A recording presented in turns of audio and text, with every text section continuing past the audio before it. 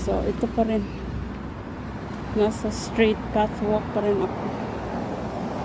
Dahan-dahan lang ang pag-ano ko. Lalakad.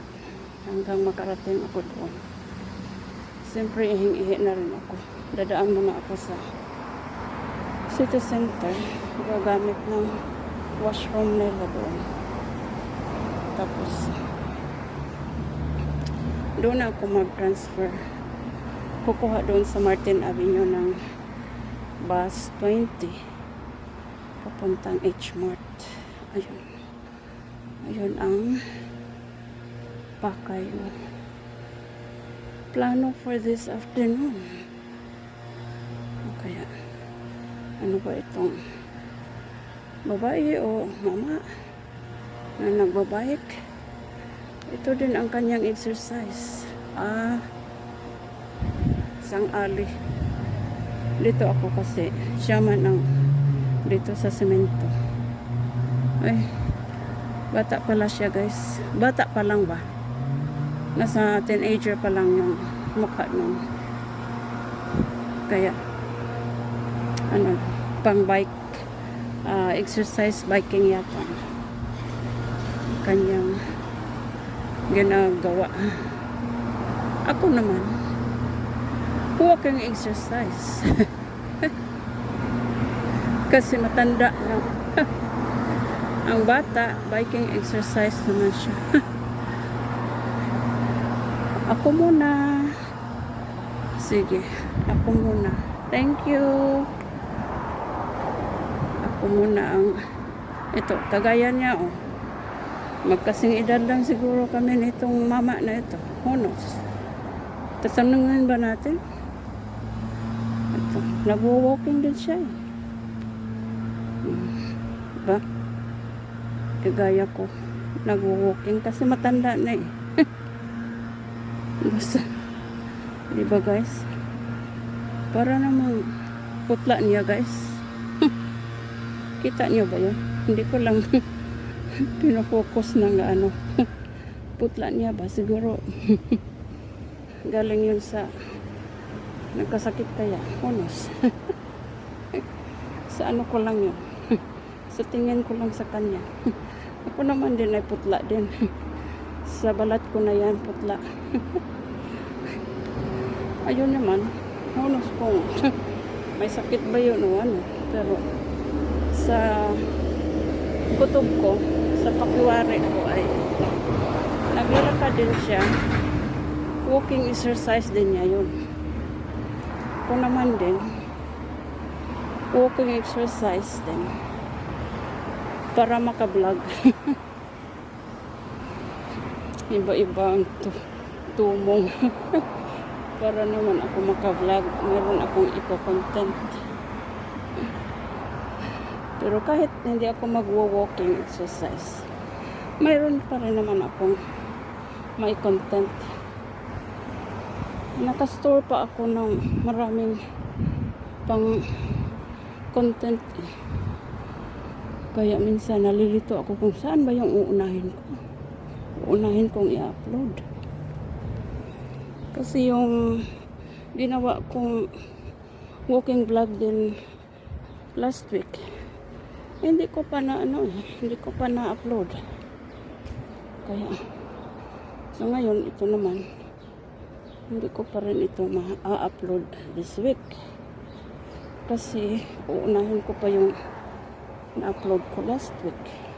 I mean, na-vlog ko last week. Yun. Oh, kawawa naman yung aso niya. Yung isang aso niya ay 3 lang ang paa.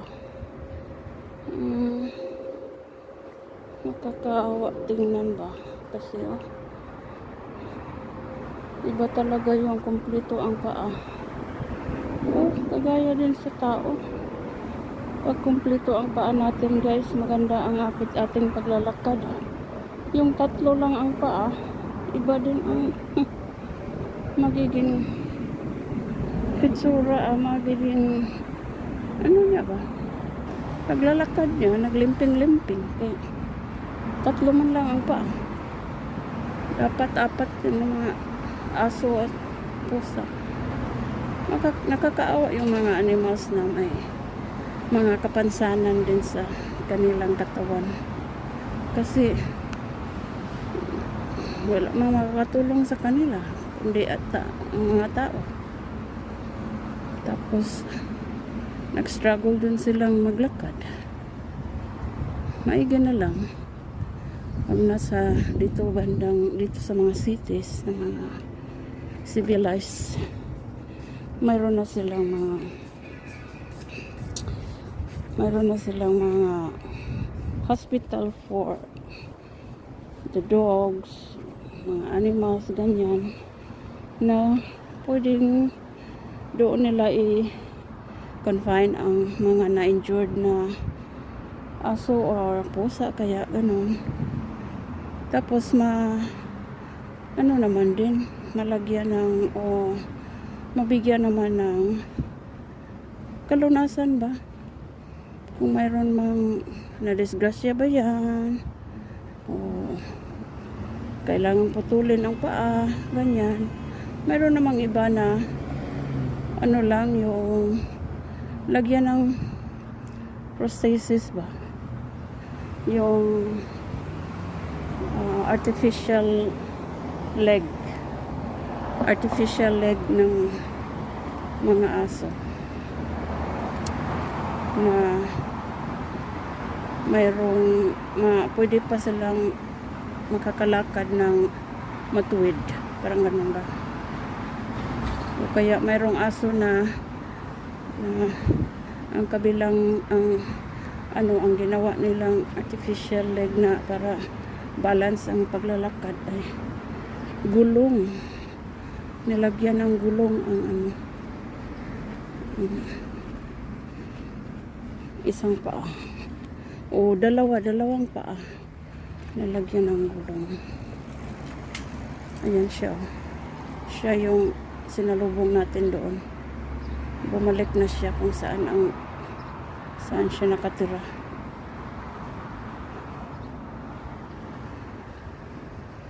O, nagpapahangin lang siguro. Nagpapahangin. So yun, ang istorya ng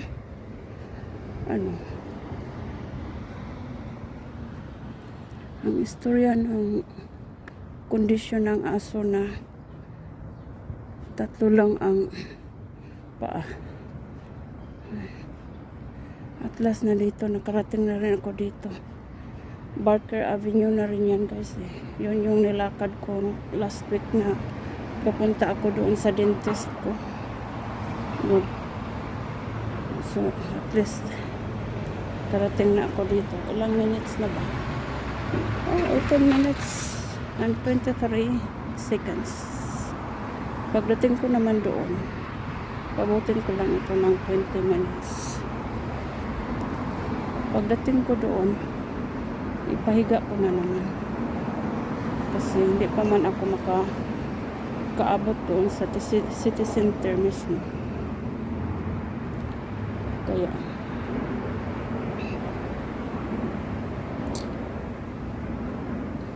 ang maganda lang lalakad-lakaran kung dito. Kasi maintained ang ground nila ba, guys.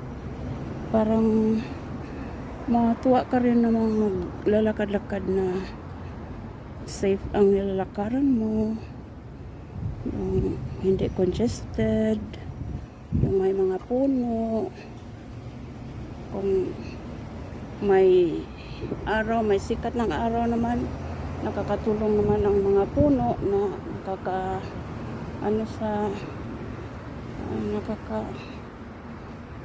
protect sa atin yung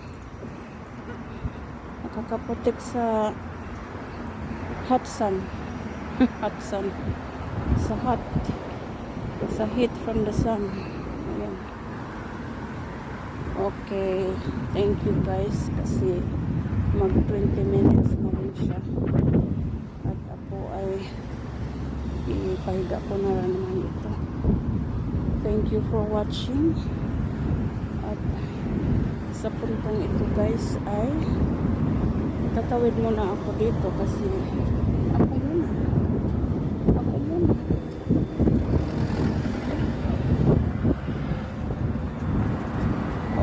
Bye-bye. Bye-bye guys.